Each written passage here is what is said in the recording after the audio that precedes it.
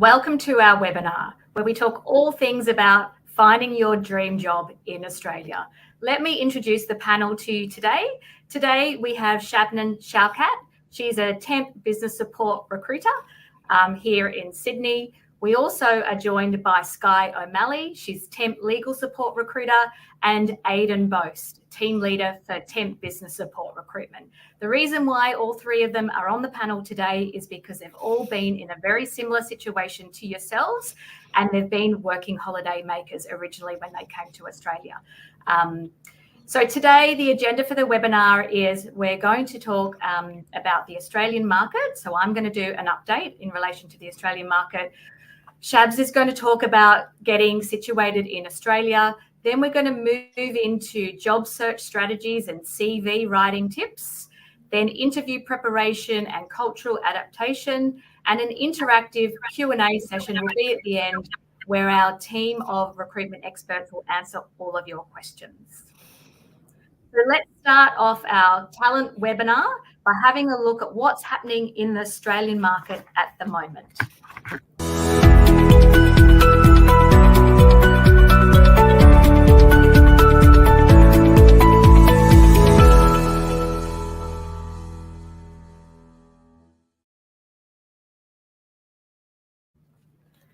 On the onset of 2024, Australia encountered a significant job vacancy count of 254,000, indicative of a dynamic employment landscape. Job vacancies decreased by 0.7%, which was 2,900 vacancies in the 3 months to November 2023. This was seasonally adjusted. Despite this being the 6th consecutive quarterly decrease, the level of job vacancies heading into 2024 remained elevated. Job vacancies were 70.8% higher than they were in February 2020, prior to the start of the pandemic. This ongoing high level of vacancies reflected the continuing labour shortages in many industries. So what does this mean for job seekers? The figure represented a plethora of opportunities across various sectors, offering a promising outlook for those in pursuit of employment. With such a substantial number of vacancies, individuals for those who were looking for employment. With such a substantial number of vacancies, individuals have a diverse array of options to explore, enabling them to align their skills and aspirations to suitable roles. This abundance of vacancies not only signifies a buoyant economy, but also underscores the demand for skilled labour in the country. Job seekers can leverage this favourable scenario to secure positions that not only match their qualification, but also align their career goals, fostering growth and prosperity in the workforce. The Australian Migration Strategy, unveiled in December 2023, emphasised the necessity for long-term planning to support stable population growth and to facilitate better infrastructure, housing and services for all Australian residents. The strategy introduced the Skills in Demand visa system. This new system replaced the subclass 482 TSS visa, includes 3 tiers catering to different income levels and occupants, and ensuring a nuanced approach to meet Australians' evolving needs. In 2023, Australia experienced record numbers of migrants, reaching heights well above pre-COVID levels. This talent shortage persisted. Sponsoring overseas workers can significantly alleviate the recruitment process for employers and the capability to do so, while also providing access to the broader talent pool. Temporary visa holders continue to represent a valuable source of skilled workers for temp work assignments, while providing employers with the option to sponsor if need be. Our 4.1% unemployment rate in Australia heading into 2024 indicated a relatively low level of unemployment compared to historical averages. This means that the majority of people who are actively seeking employment were able to find jobs, suggested a healthy labour market. For job seekers in Australia, including those on working holiday visas coming into the country, a low unemployment rate generally implies several positive aspects. One would be an increase of opportunities. So with a lower unemployment rate, there is more job opportunities available across a variety of different industries and sectors. Job seekers may find it easier to secure employment as businesses are actively hiring to meet their staffing needs. The second thing it could mean would be competitive job market. While there are more job opportunities, the competition for desired positions may also increase. Job seekers may need to demonstrate their skills, qualifications, and experience effectively to stand out amongst other candidates. It could also mean better job security. A low unemployment rate often translates to a greater job security for those who are employed, so companies may be less inclined to downside or make layoffs to the labour market while it's so strong.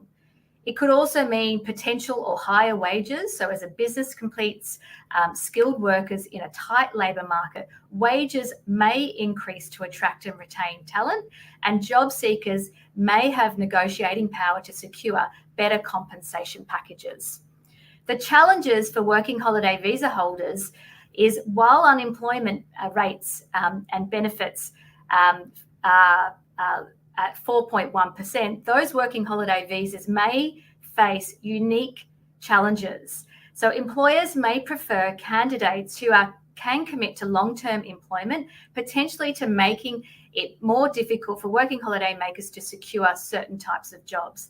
Additionally, visa restrictions or limitations on working hours may impact job opportunities for working holiday holders.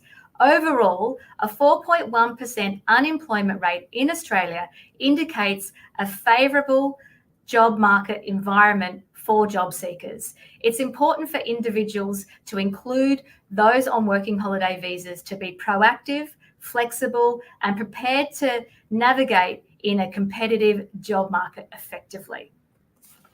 The top industries in 2023 that were hiring were manufacturing, mining, wholesale trade, transport, postal and warehousing, information media and technology, and real estate.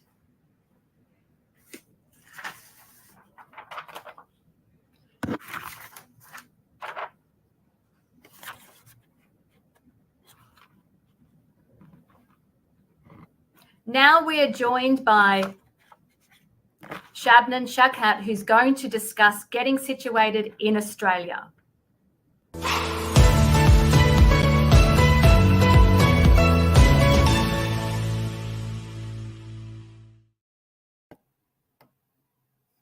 Hi, so first and foremost, let's tackle the crucial aspect of visa and legal requirements Australia offers.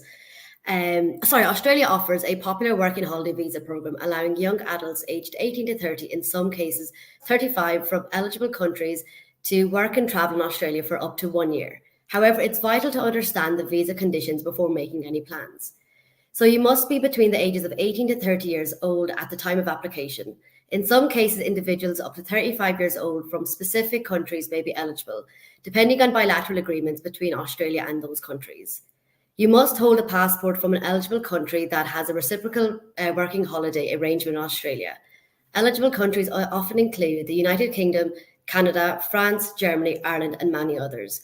The list may vary, so it's essential to check the current eligibility criteria.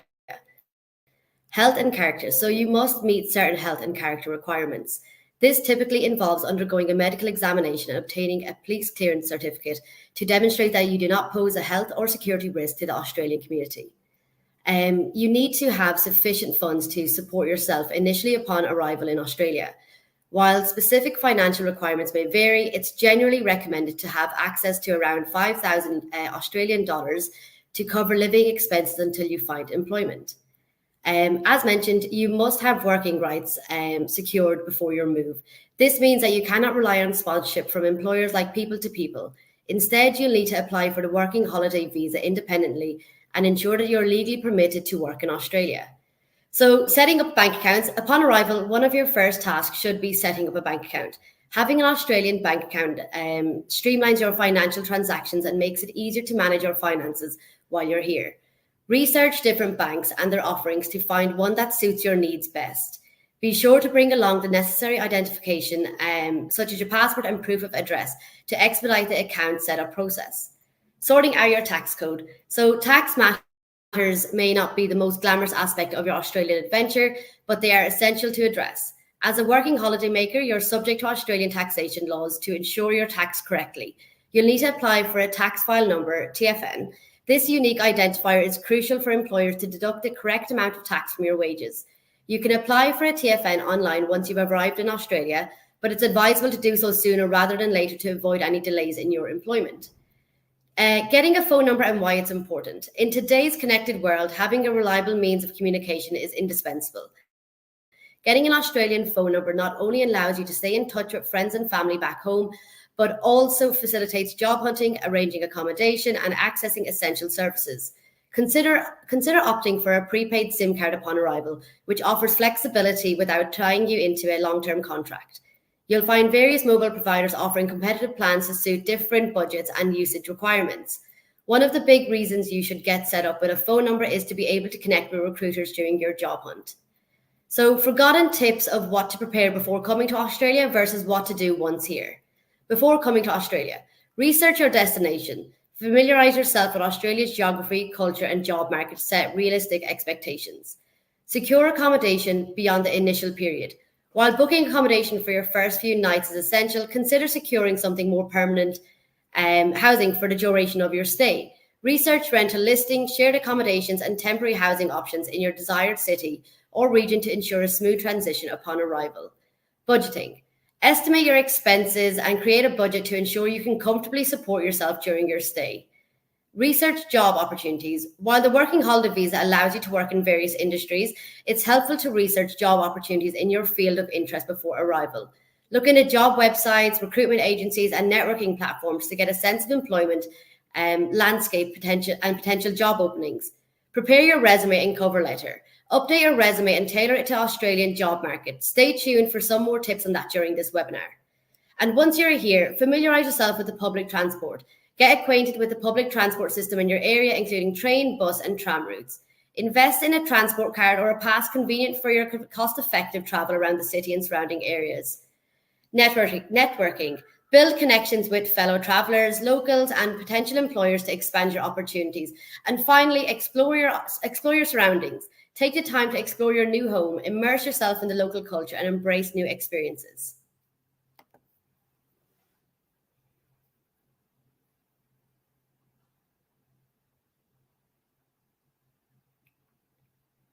So if you've got any questions about getting situated in Australia for Shabnam, please leave them in the comments and we'll do our best to answer them live at the end of our Q&A session.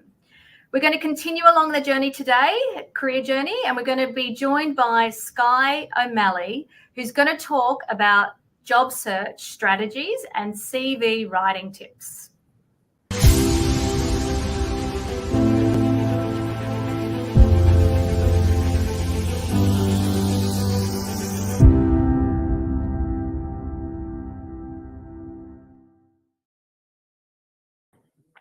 So when crafting your CV for the Australian job market, there's a couple of focus points you can highlight.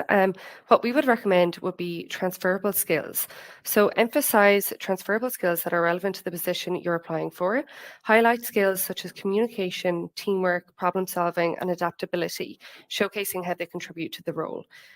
Also work experience. Showcase relevant work experiences, even if it's from your home country or previous non-professional roles. Highlight achievements, responsibilities, outcomes to demonstrate your capabilities and achievements. Education and qualifications. Include details of your education, certifications, and qualifications relevant to the job you're applying for. Highlight any additional training or courses you've completed to enhance your skills and knowledge. Language proficiency. If English is not your native language, highlight your language proficiency level, including any language certifications or qualifications you may have obtained. Overcoming the struggle of not having local experience. Lack of local experience can definitely be a common challenge for working holiday makers seeking employment in Australia, but there's a couple of ways you can overcome it. So skill enhancement, take advantage of training programs, workshops, or online courses to enhance your skills and knowledge in areas relevant to your desired job roles. Continuous learning showcases proactive approach to professional development. So networking as well, build relationships with professionals in your industry through networking events, industry associations, and online communities. Networking provides opportunities to learn and expand, learn from experienced professionals, gain insights into the job market, and potentially secure referrals and recommendations as well. And definitely don't be afraid to seek feedback and guidance. So don't hesitate to reach out to industry professionals or career advisors for feedback on your CV, interview techniques, and job search strategies. Constructive feedback can help you identify areas for improvement and tailor your approach to suit local expectations. So you can also showcase cultural awareness and adaptability. Highlight your cross-cultural communication skills, adaptability, and cultural awareness on your CV and during interviews. Employers value candidates who can thrive in diverse working environments and understand the nuances of working with people from different backgrounds. And then for showcasing local CVs, what does it look like? So to draft a CV tailored to the Australian market, consider some of the following tips. So clean and concise formatting, use a clean professional layout with clear headings and bullet points to enhance reliability. Keep your CV concise, focusing on relevant information that aligns with the job requirements. Customize for each application.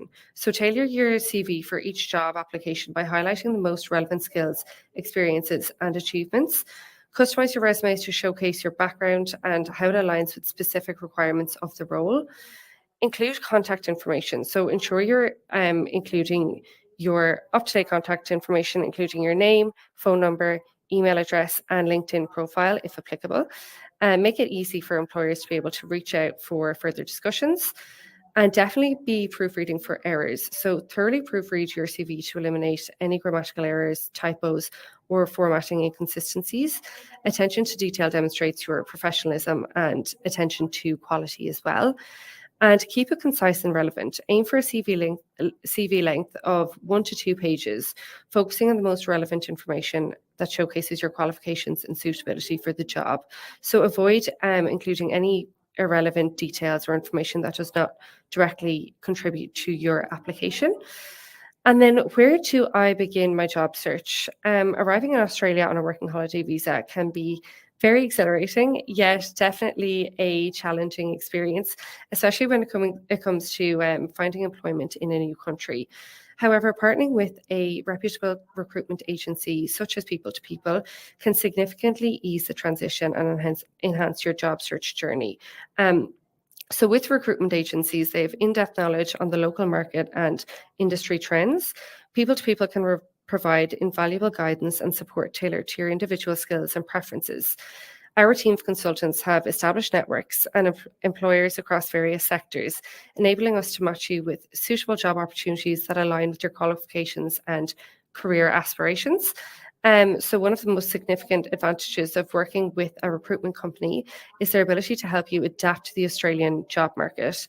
So they can offer insights into cultural norms, workplace expectations, and industry-specific requirements, helping you navigate the nuances of the local employment landscape with confidence. Moreover, our recruitment consultants can provide personalized advice on CV writing, interview preparation, and job search strategies, empowering you to present yourself effectively to potential employers and secure rewarding employment opportunities as well. Thanks, Skye. If you have any questions about job search strategies and CV writing tips, please leave a comment and we'll do our best to answer them at the end of our live Q&A sessions. Lastly, we're joined today by Aiden Boast to discuss interview preparation and cultural adaptation.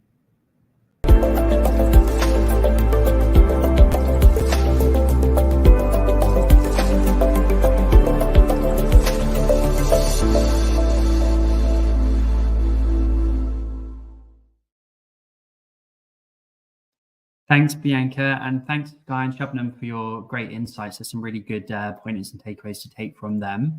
I wanted to talk a little bit more about your techniques for preparing for job interviews and also things to bear in mind when you're interviewing as well. So we'll cover a couple of areas. I can see some questions coming through already, but we'll try and answer as many as we possibly can. So techniques for preparing for a job interview. I actually internally do interview training as well, and we actually train our staff on how to prepare our candidates for interviews. And I also have a few pages. I have YouTube, LinkedIn, and TikTok as well, with lots of job interview tips and techniques. So if you want some techniques after this as well, check out my pages. We'll be sharing them on there as well. But we'll jump into it. So preparing for a job interview, what do you need to do? What are the bases? And there's so many different things which we can talk about. I wanted to cover over some areas and touch points. So the first one would be research your company. With so many times people don't do the basics here, so we're going to cover some of them, but researching the company, thoroughly research the company, but really understand what their mission is, what are their values, what are the products and services they offer, and what are recent achievements they've done. You can find that information on their LinkedIn pages. You can Google and just go on news articles and see if there's any recent updates within that organization. When you're going into the interview as well, if they ask you, what do you know about them, don't lecture them. Just give them 2-3 points in terms of what you know, just to show that you've used initiative, because they know about the company. They know who they work for. They just want to know, have you used your initiative? But bringing up things like the mission, the values will be really valuable, really, really valuable for your interview. So yeah.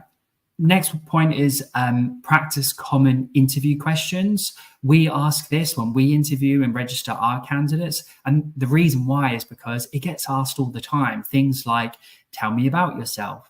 And you've got to be able to articulate yourself really well in that interview. Why are you interested in this current role and company, which we've touched over? What are your strengths and weaknesses? It's a common one. Everyone asks it. I know it's frustrating, but practice it. Don't try not to just have the general, I'm a perfectionist and that's what I need to work on. Come back with something which you can work on in terms of your weakness. So a good little tip for strengths and weaknesses. Practice responding with your skills and experience in terms of what you have, and really selling yourself in, because it's not natural for you to interview. So make sure that you're practicing and that you're able to explain yourself very well. The other area, STAR method and SAO methods, you may have heard of this. It's a very common way to answer questions. STAR is if you get asked an example or a competency question in the interview, how do you answer it? And it's situation, task, action, and result. One thing I do want to point out with that, though, is you don't want to be doing STAR method answers for every single question that you're asked. Look out for pointers like, give me an example of, tell me of a time when. Them kind of questions you want to be answering your STAR. And again, it's generic, I know, but a lot of interviewers ask these questions, but make sure that you're well prepared, because a lot of people do ask them questions. Questions to ask the company. So make sure that you have some questions. There's quite a few, and I've got some good tips and techniques if you do want them, with specific ones as well. But make sure that you're just curious, you're engaging, and you have a real interest in the role. So aim your questions around your curiosity and your interests. And if they come back, with certain skills or certain things which they're looking for, reflect back and say, I have that, and really demonstrate and show yourself off and showcase yourself. Ask about the company culture, the team dynamics, growth opportunities. There's lots of different ones. So yeah, again, I can give you more insights on my socials. Mock interviews. So have you practiced interviewing? I know it sounds funny. I've seen lots of videos online where people will be interviewed by their mums and dads, and there's always lots of bloopers there, but do it. Put yourself in an uncomfortable position and answer questions from people who you know. The reason why is it's not natural to interview, and it's okay for you to be nervous. But the more you practice, the better you're going to be. Corporate attire and dressing appropriately. So this is something I've actually been asked quite a few times. But dress to impress. I've always said this, dress to impress. Doesn't matter if you walk in and everyone's, casually dressed. If you're dressing to impress, you look the part, you feel the part. You can then dress appropriately once you get the job. That's totally fine. But show that you're professional, you're confident, and you have respect for this opportunity and respect for this interview. So I would even say, depends on the company, but if it is it's a corporate company, wear a tie, wear a suit, wear something very corporate, or just maybe wear a shirt and a blazer.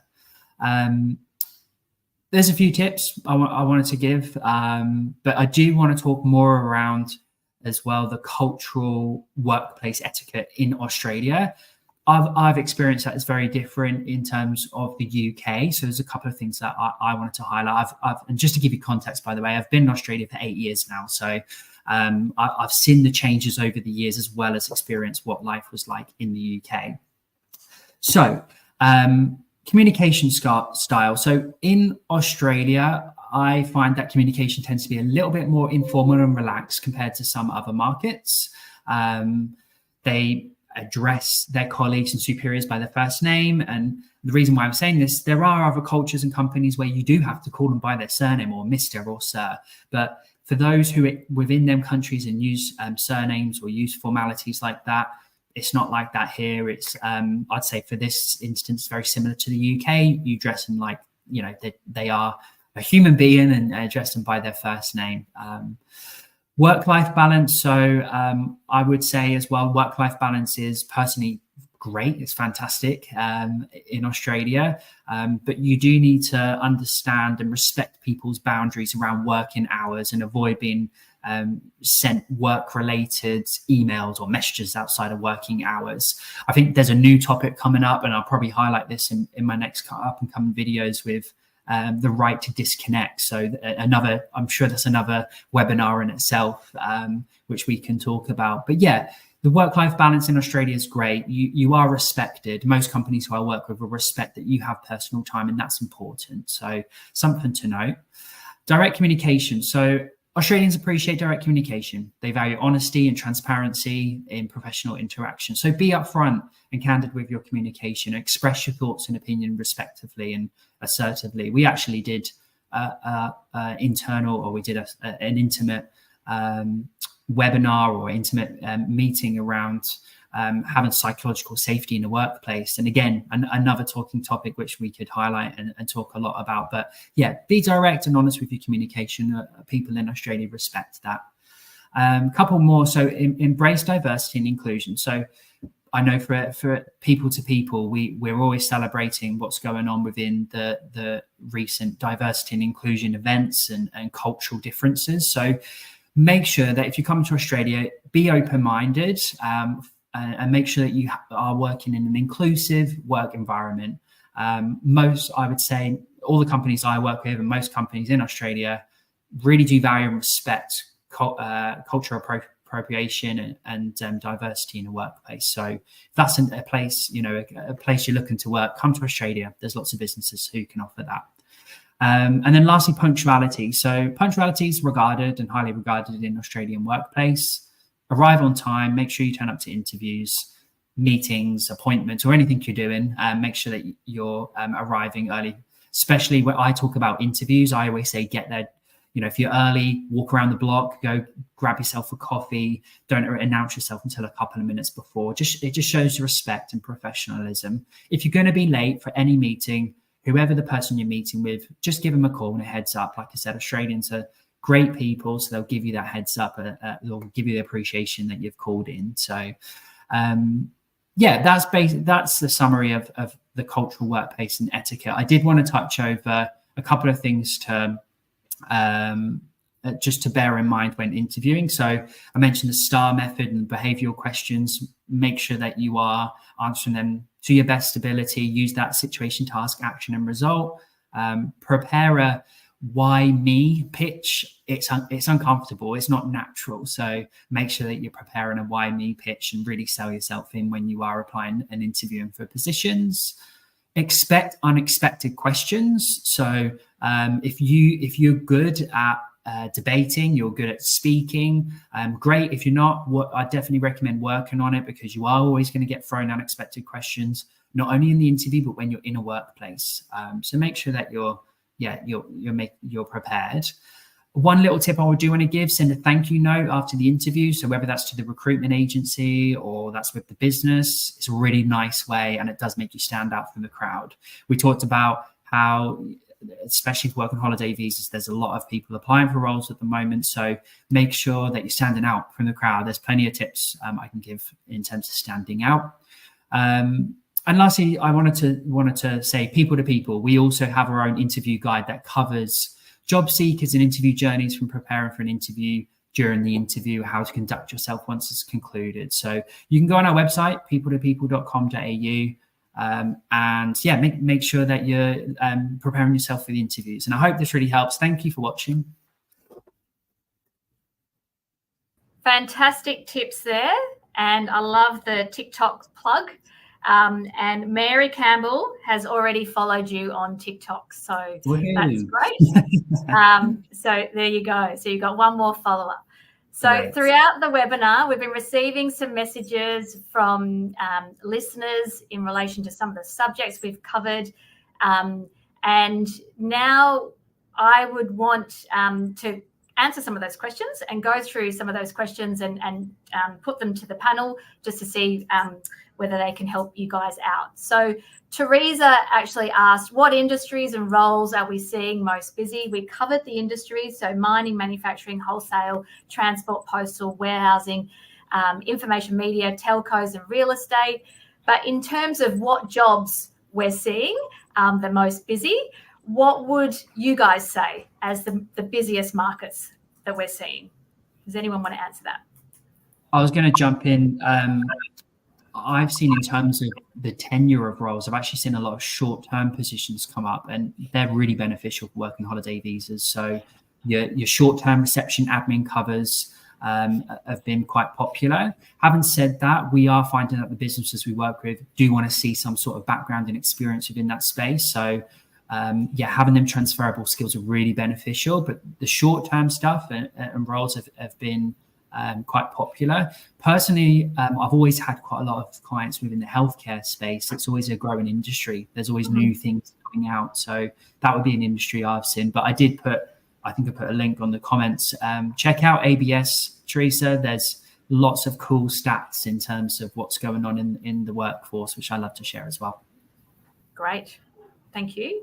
And also legal support. So Skye, your space. Yeah, I was just about to jump in. So I work across the temporary and contract legal support space, and we've definitely been extremely busy. But similar to what Aiden has mentioned, the clients are wanting to see a little bit of previous experience within the specific areas of law and within previous legal support roles, but definitely is picking up at the moment. Yeah.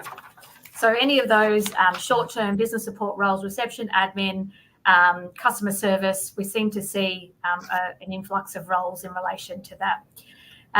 Nashu Patel asked, would you recommend coming over to Australia first, then beginning your job search, or trying to secure something before coming to Australia? I can do this one. I definitely recommend being on the ground in Sydney or Australia, and you're in Australia. It's so much easier to kind of get employment if you're already here. Like temp jobs and contract jobs, they want someone quick. They want someone in the door, that's available immediately. So if you're already here, you can interview ASAP. You can, you're ready to start. If they're waiting for you to kind of arrive, that job could be gone in a couple of minutes or a couple of days. So you do lose out that opportunity. But so being here definitely does benefit you by getting that job quicker. Yeah, particularly for temp roles, they need to be filled yesterday. Yeah. So if you're in the country, in the city, ready to start, ready to go, you're more inclined to secure the opportunity. Thank you. Richie asked, I'd like to inquire if you have work visa sponsorships. So I might answer this one. So Richie, this is an interesting one. I get asked this quite often. I've been recruiting now in Sydney for almost 30 years, and I have placed thousands and thousands of people in the temp market, and I've sponsored, besides the people to people, but I've sponsored with clients or facilitated sponsorships only twice.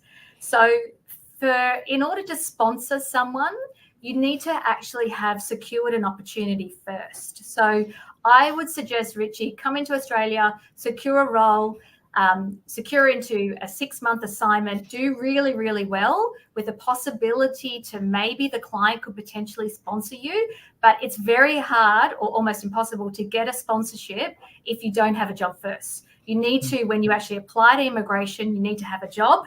So it's a bit of a chicken and egg scenario. So secure a temp job and then potentially get sponsorship. Through an agency, it's a lot more difficult, but through a direct client, there is a possibility of doing that.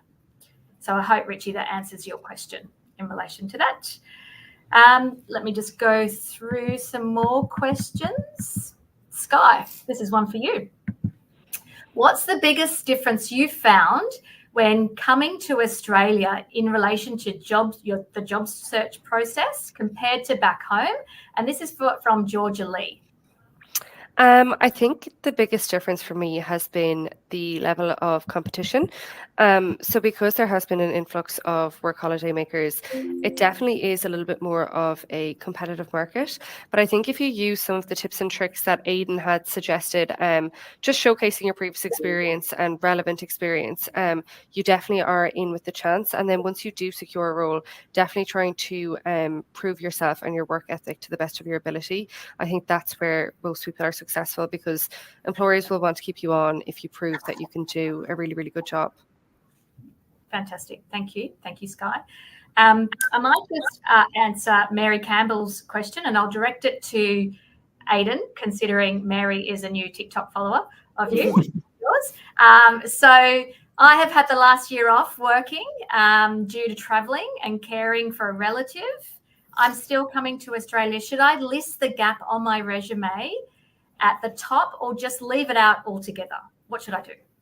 Add it as experience. So when I came to Australia, I traveled for a little bit as well. And I literally put, I think I remember putting recruitment consultant traveling Australia. So, and I put the dates, because if an employer sees a gap in your resume, straight away, they're going to question why. And they may even think the worst and think, well, she was unemployed and didn't work. So you did, by the comment here, you were caring for a relative as well. Put that on your resume. That is a job. That is, you're working. So, it shows that you're not just sitting around unemployed, not doing anything. It feels that question of, okay, so what is Mary doing? So definitely put it on. You don't need to put it at the top. It just needs to be a short statement. And then it solves the mystery, solves the questions they have. Yep, everything, or every single gap needs to be explained. So that's definitely the case.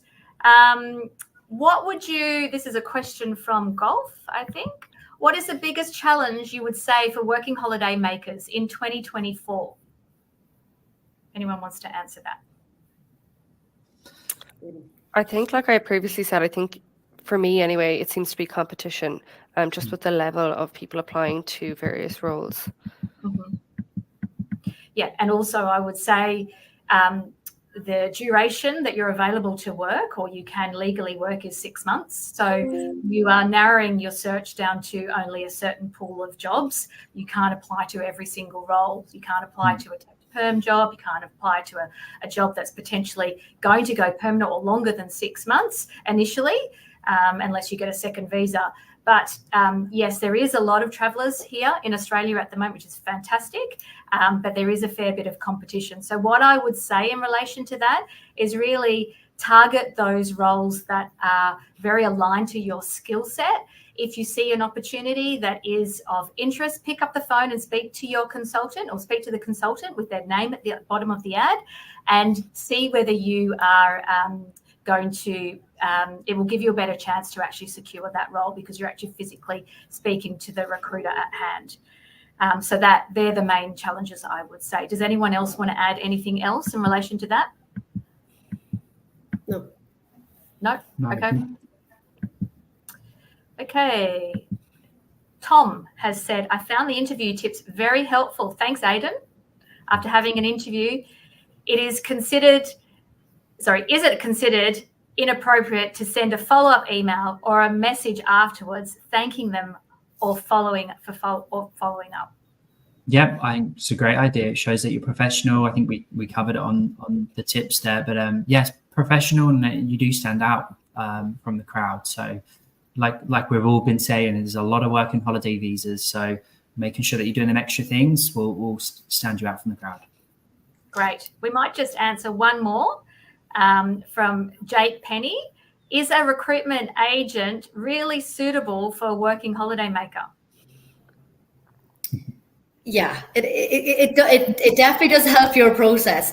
If you're coming over and you're applying to jobs directly, like imagine the amount of time they're taking to go through all those ad responses, and they might filter out, working holiday visas if it is a longer term contract. So if you are in touch with a recruiter, we have more than likely we're going to have temp jobs or temp opportunities for working holiday visas. So it is easier probably for us to speak to you to kind of get a feel for what your experience is, and then we have that relationship with the client already, so we can always just be like, we've just met this great working holiday visa, this is their experience, they'd be a good fit and they can commit to a 6-month assignment. So we already have that relationship, so it's easier for us to kind of get you in the door. Absolutely. And sorry, you go, Aiden. I was just going to add, so I did see the question actually come through, and there was on that question there was more context around, does it take more time for us to process visas and sponsorship? So just to be clear, we're a recruitment agency. We work for businesses. We don't process visas or sponsorship. We're not an immigration advisor or an employment agency. So there's no relation there. All we do is we find clients, and when we say clients, businesses, talented people. So as much as we'd love to help everybody, we just can't sometimes. But the people who we can help, we do everything we can, and it's a massive advantage. Like Shabnam said, we have them relationships already locked in. Absolutely. And what I would say on that too is the hardest thing is to secure your first job with a recruitment agency. But if you do a really good job on the temporary side for your first assignment, it's really easy to secure something straight after, because we will always like to look after the people that have done a good job and worked effectively and well with our clients. So it's a seamless transition once there's a role available. So building those relationships and that rapport is really definitely beneficial for any working holiday maker who is actually coming to Australia. So thank you. I want to say thank you to everyone on the panel today for being so gracious for your time today. And I'm going to sign off and say goodbye.